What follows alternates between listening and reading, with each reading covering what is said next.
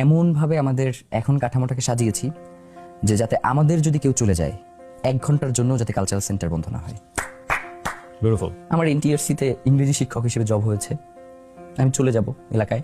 ভাই আমাকে ছেড়ে দিলেন যে আগামীকাল সকালে তুমি চলে যাও। ফজরের সময় নামাজ পড়তে উঠছি, ভাই আমার হাতটা ধরে বলতেছে, যাবে তুমি গেলে আমি খুব একা হয়ে যাব। আমরা জানি আমরা খুব নিঃসঙ্গ, আমাদের কোনো অভিভাবক নাই। আমরা এই জন্য আমাদের অভিভাবক আল্লাহকেই মেনে নিচ্ছি যে আমাদের একমাত্র অভিভাবক এখন আল্লাহ। যে ওই রিক্সাটা যদি আমি থাকতাম তাহলে হয়তো ভাগ্যে গুলি করতে পারতো না।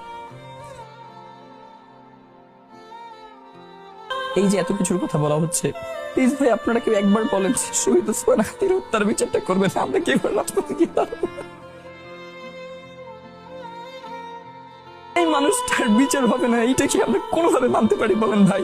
তিনি তো ইলেকশনটাই করতে চাইছিলেন।